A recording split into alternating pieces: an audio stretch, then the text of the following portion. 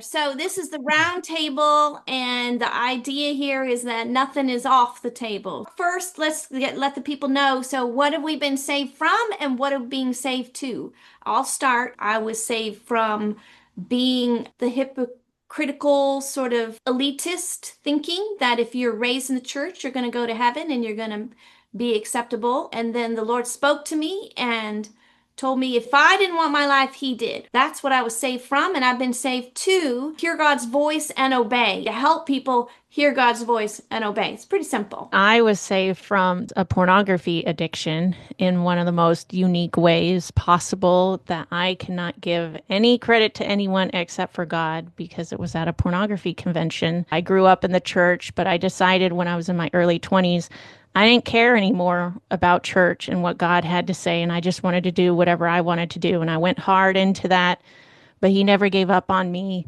And because of that, I've been saved to stand firm in my faith, to do what I should have done when I was younger, which is get the answers to the questions that I had about why I believed what I believed. I mean, I'm in my 40s now, and I'm now starting to figure out how to make my relationship with God my own relationship.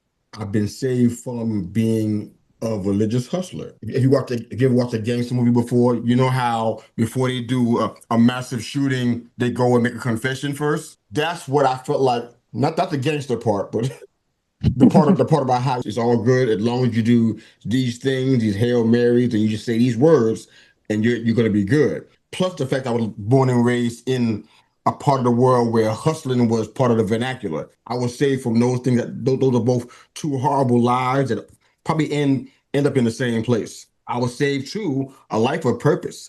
I know people who were insanely talented, had such great ability, and they're not here anymore, and they didn't do any of that stuff. For me, I want to make sure I go to my end empty and not full, as if I was not fulfilling what I was here to do. I was saved from the world. I mean, you name it. Put it out there. I was probably attached to it, shackled by it, saved from being so proud and arrogant that I didn't even see that destruction was my path. Like I was on my way to walking off a cliff and I thought I was actually heading up for the hills. I was saved to, I feel like, to be the answer to the prayer that I had when I was that person, to be able to be the person that I needed for those that are out there that go through the same things. They're attached to the same worldly things, and are looking for peace. I'm saved to that, to carry that message, to calling, hopefully at the same time to honor God and walk humbly as much as I possibly can.